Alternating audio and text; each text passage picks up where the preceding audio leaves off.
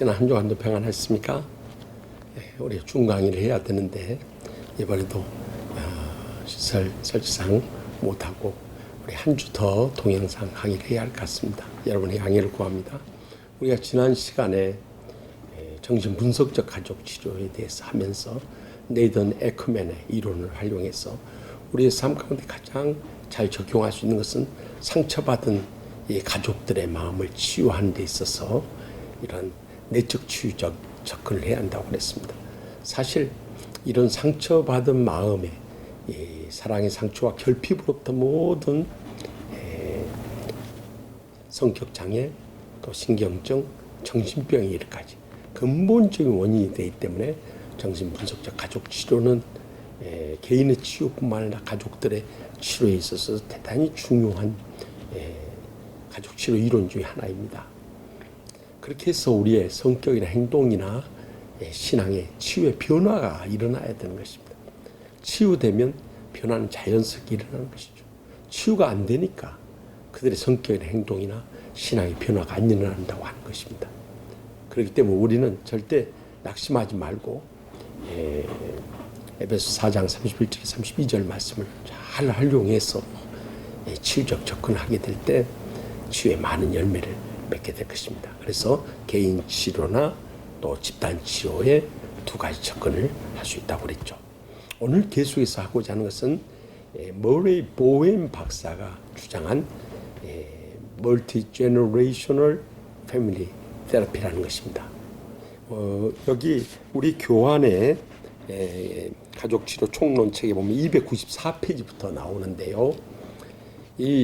여기에는 세대 간 가족치료라고 나왔어요. 이것이 초창기에 번역이 되다 보니까 이렇게 됐는데 세대 간이라고 한 다음에 세대 사이의 의미가 있거든요.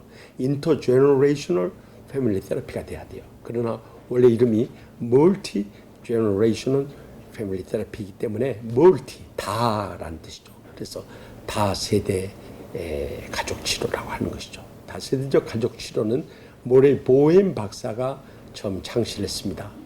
모레이 보웬 박사는 원래 다른 가족치료학자들도 마찬가지입니다만은 신경정신과 의사였죠. 사이카이트리스트였던 것입니다.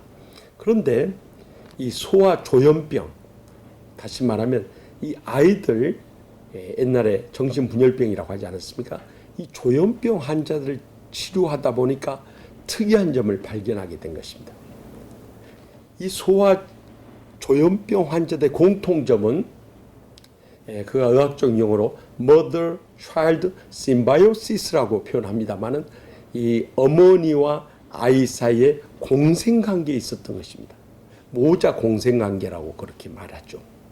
다시 말하면 이 아이의 지적, 정적 발달이 온전히 이루어지지 못하고 그의 부모님과 퓨전 상태, 완전 융합된 상태에서 너무 이 압력이 가해지고 또 혼란이 일어나고 더 이상 성장이 안 됨으로 인해서 이런 소아 조현병이 걸렸던 원인을 발견하게 된 것입니다.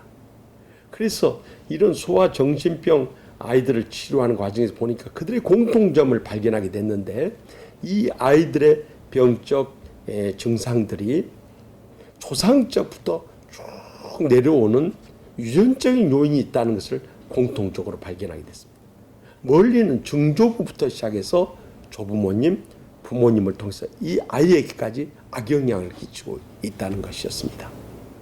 그것을 좀 더 이제 발전시킨 것은 이 머레이 보웬 박사가 가계도를 그리기 시작했습니다. 지노그램을, 패밀리 지노그램을 그리기 시작하면서부터 보니까 이제 그것을 보다도 구체적으로 연구하신 분이 두 명의 미국의 가족치료학자인데 맥 골드릭과 랜디 걸슨이라고 하는 두 가족치료학자가 지노그램스 인 패밀리 어세스먼트라는 책을 썼어요. 가족 분석 가계도로 번역되어 있습니다만 이 책 가운데 보면 세계적으로 유명한 인물들을 가계를 거슬러 올라가면서 가족을 분석하기 시작한 것입니다.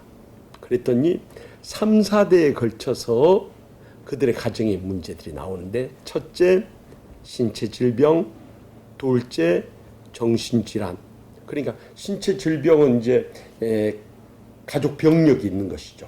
그러니까 고혈압이라든가 당뇨라든가 관절염이라든가 심지어 암의 종류 이렇게까지 신체 질환을 통해서 유전적 요인이 있고 정신 질환도 마찬가지더라는 것입니다.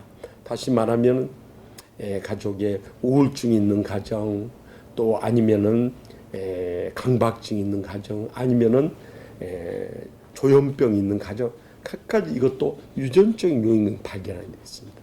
세 번째는 가정 불행의 공통점이 있었던 거예요.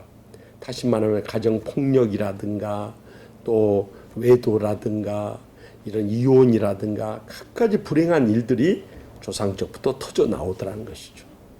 네 번째는 사회 비행까지도 마찬가지입니다.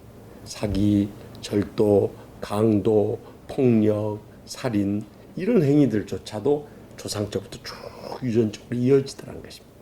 그것을 발견하게 된 것입니다. 저는 여기에 한 가지 덧붙이자면 영적 문제까지도 마찬가지입니다. 그것이 오늘날 DNA 염색체를 통해서 발견됩니다만 성격 인자 이것이 그들의 영적 생활에 있어서까지 악영향을 미치는 것입니다. 다시 말하면 유전적인 요인하고 환경적 요인, 그러니까 선천적 요인과 후천적 요인이 복합적으로 다 터져 나오더라는 것입니다. 그것을 4대에 걸쳐서 분석한 사람들이 바로 맥골드린과 랜디 걸슨이라고 하는 유명 가족 치료학자들이었습니다. 그런데 그것을 출애굽기 20장 5절 말씀 가운데 지금부터 3,500년 전에 모세를 통해서 주신 십계명 가운데 예언하신 말씀이었습니다. 제가 한번 읽어드리겠습니다. 출애굽기 20장 5절입니다. 그들에게도 절하지 말며 그것들을 섬기지 말라. 나 내 하나님 여호와는 질투하는 하나님인즉 나를 미워하는 자의 죄를 갚되 아버지로부터 아들에게로 3, 4대까지 이르게 하거니와 라고 말했습니까? 않습니까? 이 가족의 죄의 유전이 3, 4대에 걸쳐서 이어지더라는 그것이 3,500년 후에 2000년대에 이르러서 이제 머레이 보엔 다세대적 가족 치료학자를 통해서 그것이 증명되고 또 여러 가족 치료학자를 통해서 분석이 된 것입니다. 그것이 우리의 삶 가운데서 우리 자신도 이렇게 보면은 3, 4대에 걸쳐서 이런 신체 질병, 정신질환, 가정불행, 사회 비행, 영적 문제까지 이어져 가는 것을 볼 수가 있어요. 그렇기 때문에 우리 자신의 가정에서의 삶의 역할이 얼마나 중요한 것인가 아무리 강조해도 지나침이 없습니다.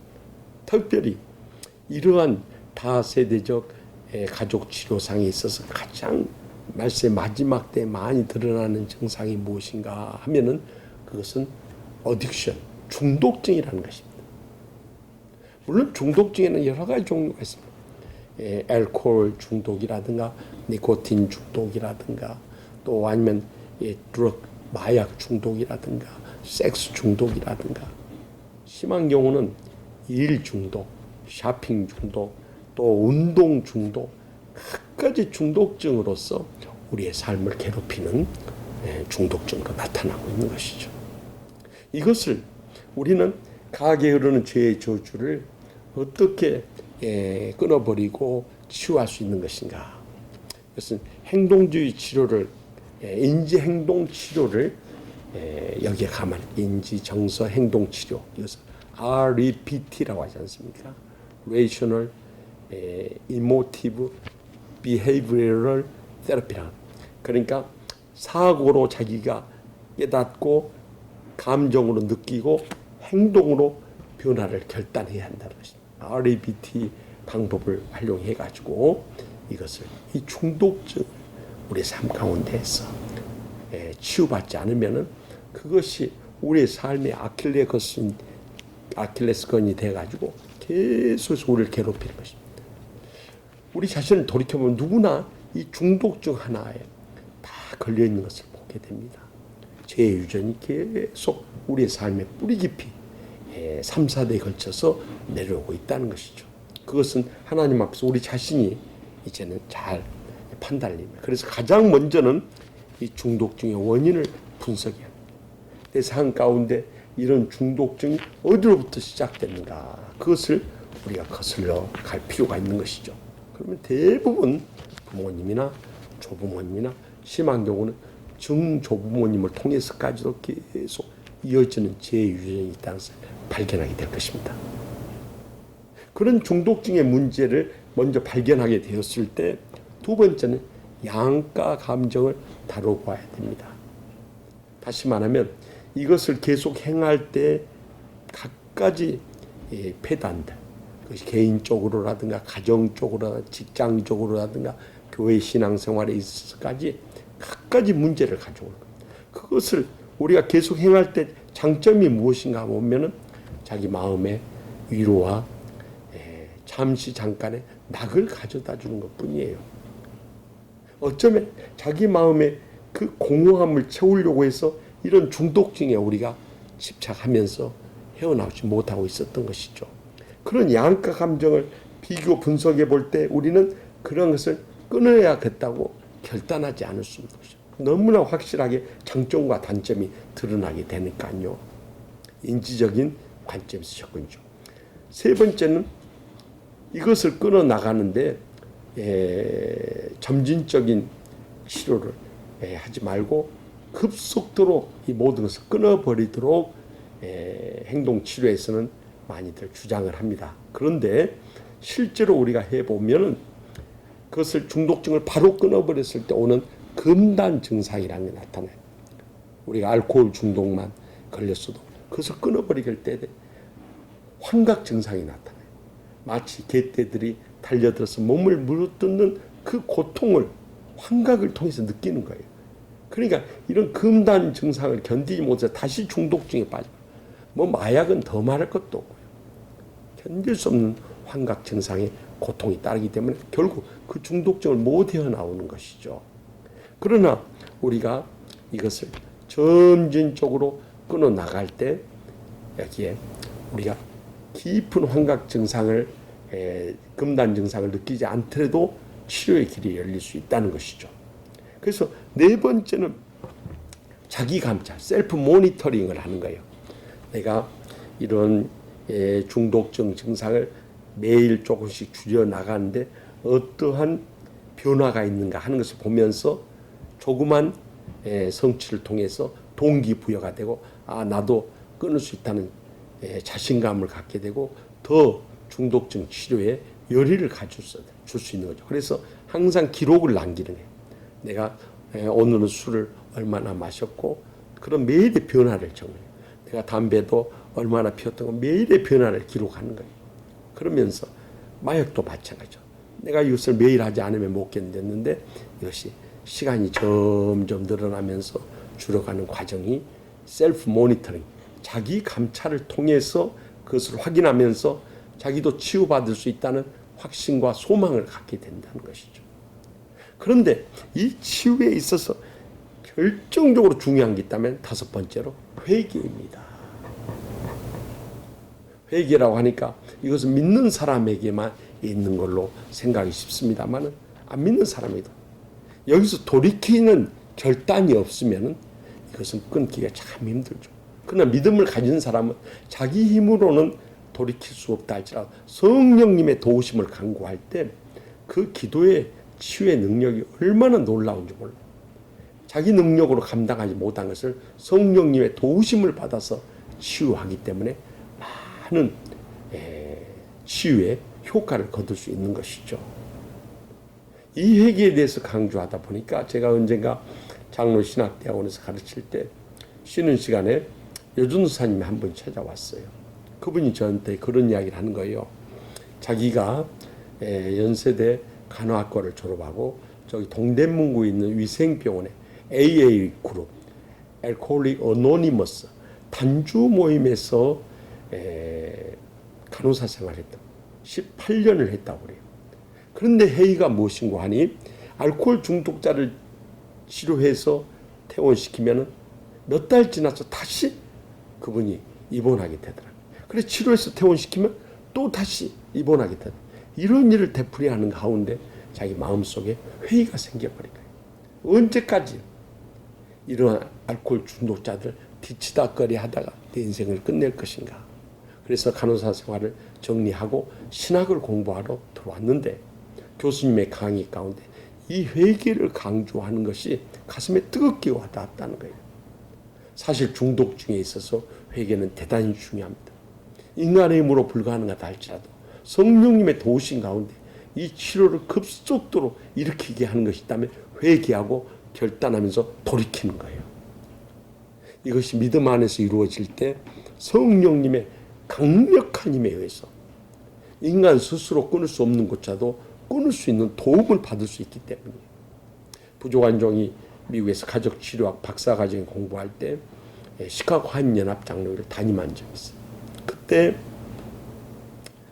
담배 중독에 빠진 안수 집사님이 있었습니다. 그러니까 교회에 올 때는 양치질을 하고 담배를 전혀 안 피운 것처럼 왔죠. 그래서 교회 예배만 드리고 곧장 돌아가면서 담배를 피우는 거예요. 하루에 20개비를 피웠답니다. 그러니까 정말 보통 골초가 아닌 것이죠.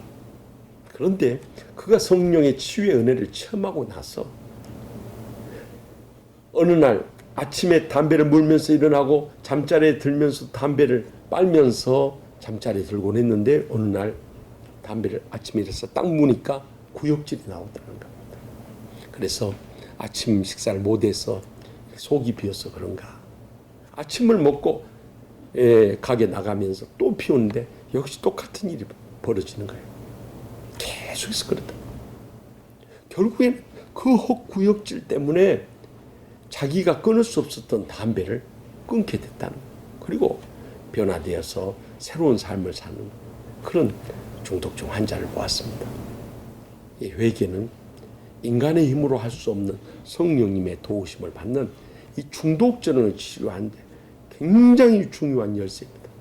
그래서 우리가 믿음이 없는 사람이 믿음을 가져야 할 이유가 이런 성령님의 은혜에 의한 치유는 인간이 감당할 수 없는 기적적인 치유력이 있기 때문에 그렇습니다.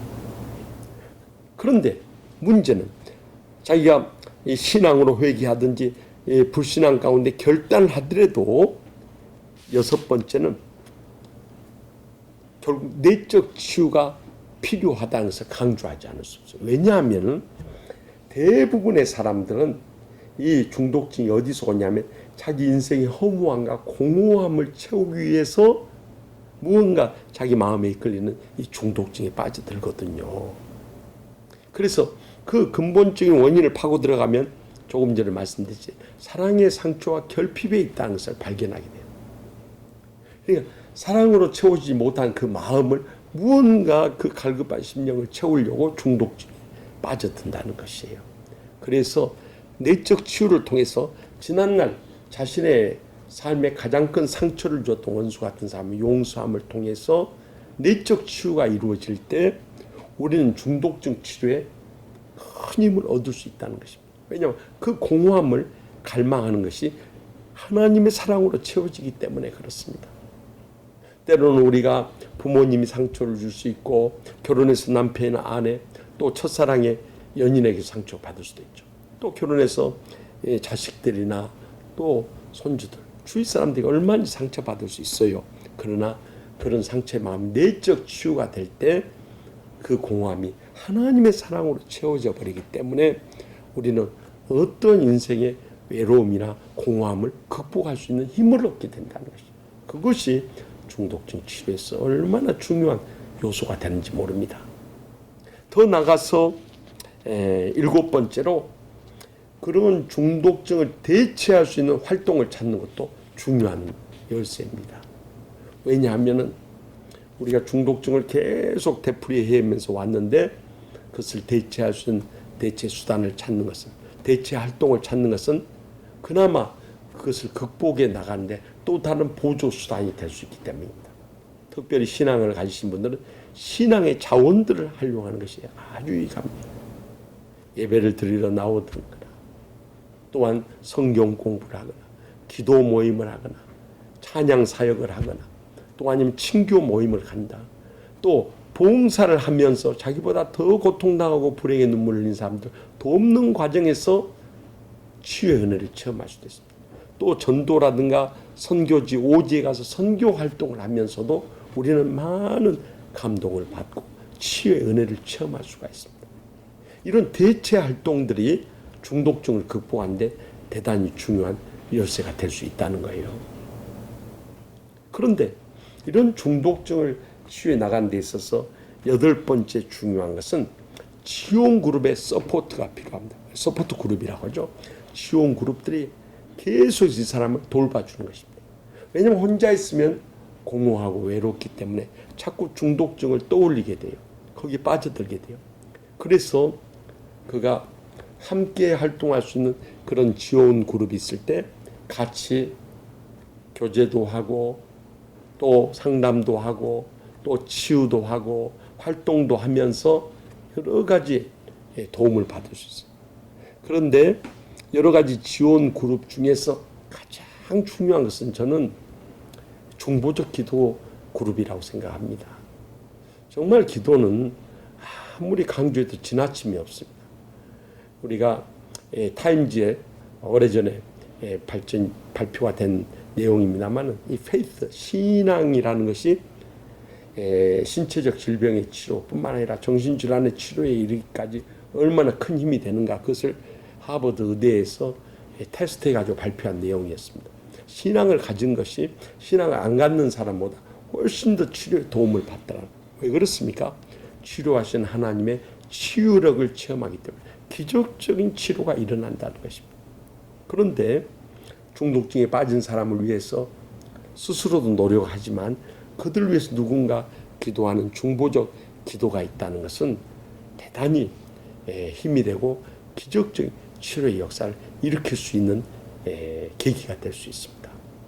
제가 중보적 기도라고 하는 이유는 중보 기도라고 한국교회에 알려져 있습니다만은 사실 디모데전서 2장 5절의 말씀 보면 하나님과 사람 사이 중보자는 한 분이시니 곧 그리스도 예수시니라 이렇게 말씀하거든요. 그러니까 중보자는 예수님 한 분뿐이고 예수님, 중보자이신 예수님만이 중보 기도를 할 수 있어요. 우리는 중보적 기도를 하는 것이죠. 그 사람을 돕기 위한 기도를 하는 것이죠. 그래서 그런 찬양이 있지 않습니까? 당신이 지쳐서 기도할 수 없고 눈물이 빗물처럼 흘러내릴 때 누군가 널 위해 기도하네, 이 찬양 있지 않습니까? 정말 누군가의 그 기도가 그 중독증 환자의 치료에 아주 놀라운 힘이 된다는 것은 아무리 강조해도 지나침이 없습니다. 그래서 이런 지원 그룹들이 다양한 신앙의 자원들을 활용해 가면서 도와주는 겁니다. 언제까지 도와주냐? 이분이 중독증을 극복하고 홀로 서기를 할 수 있을 때까지 도와주는 것입니다. 사실 그 기간이 몇 달 갈 수도 있고 몇 년 갈 수도 있고 몇십 년 갈 수도 있어요. 사실 신체의 질병은 2주면 암 수술 받고 퇴원할 수 있지만 이 마음에 들여진 병은 그것이 몇 년, 몇십 년, 아니 평생을 통해서 마음의 깊은 상처의 아픔으로 들여진 중독증이라면 그만큼 우리가 영적인 투자를 할 필요성이 있는 것이죠. 중요한 것은 함께 십자가를 지고 그 아픔을 함께 나누면서 눈물 흘리면서 기도하면서 끝까지 그분이 홀로 서기를 할 수 있을 때까지, 다시 말하면 중독증을 완전히 극복하고 일어설 때까지 도와준다는 것이 얼마나 큰 힘이 되는지 모릅니다. 그래서 우리는 한 사람 한 사람 영혼에 대해서 관심을 가지고 그들의 마음의 깊은 내면의 아픔들을 터치해 주면서 치유해 나가는데 그것이 3, 4대 조상적부터 내려온 질병이기 때문에 그것을 치료하는데 많은 시간이 걸릴 수 있지만은 그러나 그 사람이 바로 서게 될 때 그 사람을 통해서 또 다른 사람들 치유하는데 도움을 얻을 수 있습니다.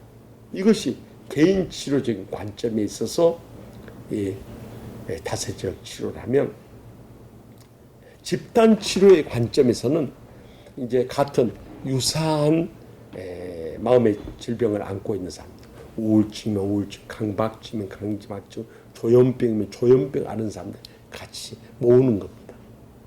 같이 모아서 우리가 찬양도 하고 또 말씀도 나누고 같이 기도하는 시간도 갖는 게 중요하지만 집단 치료는 항상 집단 역동을 통해서, 집단 상호작용을 통해서 치유의 은혜를 경험할 수 있죠. 그래서 서로 쭉 한 테이블에 둘러 앉아서 자기의 이러한 정신질환이 어떻게 해서 시작됐는지, 쭉 함께 나누는 것. 그러다 보면 공감하는 부분들이 많이 겹치는 것을 느낄 수 있을 거예요. 그리고 또 어떻게 해서 이 치유를 하고 있는지 함께 나누는 겁니다. 그러다 보면은 자기가 알고 있는 치유의 방안보다도 더 효과적인 방법을 통해서 앞서서 치유받는 사람들이 있어요. 그런 사람들의 경험을 나누는 것이죠.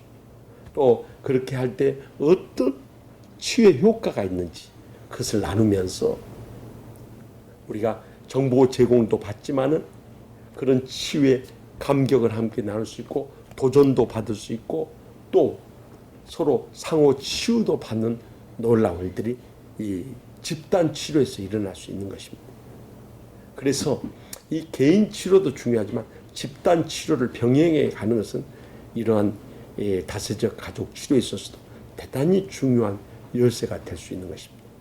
실제적으로 우리가 이런 이론들을 배우는데 그치지 않고 우리 가족들부터 시작해서 교인들, 이웃들에 이르기까지 이러한 중독증에 빠진 사람들을 모아서 같은 알코올 중독이라든가 담배 중독이라든가 또 마약 중독은 이제 드문 케이스입니다만은 요즘 젊은이들 사이에서 이태원을 중심으로 해서 많이 펼쳐진 일이고 성 중독이라든가 또 일 중독이라든가 또 분노 중독이라면 그렇습니다만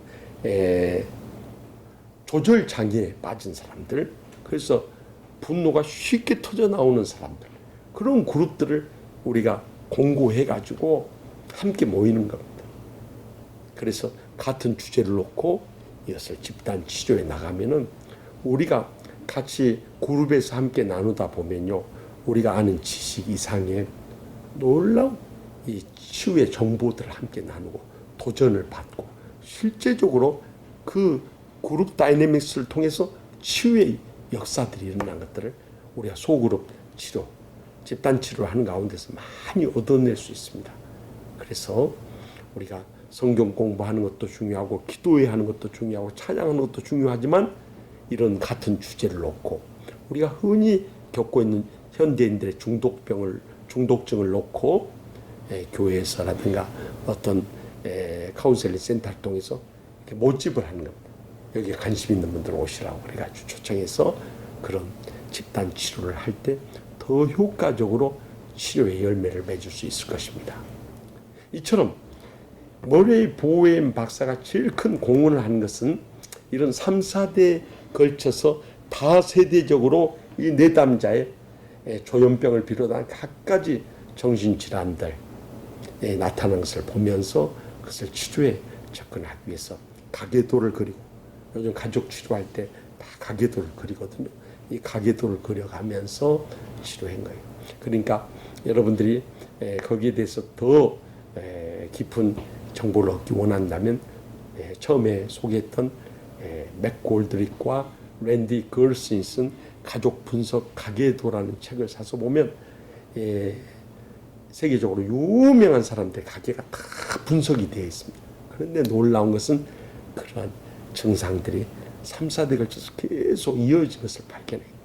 물론 성경에 예언해 오신 것입니다만 이런 다세대적 가족 치료의 원인을 분석하고 어떻게 양가 감정을 틀고 치유해 나갈 것인가 계속해서 체계적으로 하나씩 스텝을 밟아가다 보면은 우리가 속담에 밥 한 숟갈로 배부를 수 있겠는가 할지 모르지만 한 숟갈 한 숟갈 한 스텝 한 스텝 밟다 보면은 어느 순간인가 치유의 완성을 이룰 날이 꼭 돌아오게 되는 것입니다.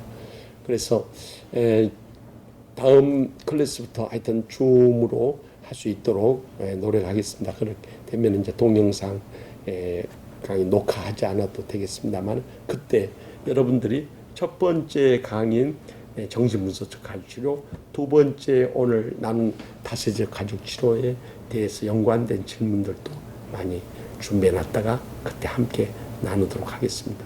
아무튼 한 주간 잘 지내시고 코로나19가 빨리 멈춰서 강의실에서 여러분들 뵙기 원합니다. 이번 주간에도 여러분들하고 중강의를 해서 좀 질의응답을 하면서 하기를 원했는데 미처 준비가 안 돼서 여러분들 양해를 구하고 다음 시간에 계속해서 또 다른 유형의 우리 가정의 문제들을 치유해 나갈 수 있는 그런 이론을 익혀가도록 하겠습니다. 한 주간도 코로나19로부터 늘 건강하시고 평안하시고 행복한 한 주간 되시기를 간절히 바랍니다. 다음 주에 뵙겠습니다. 안녕히 계십시오.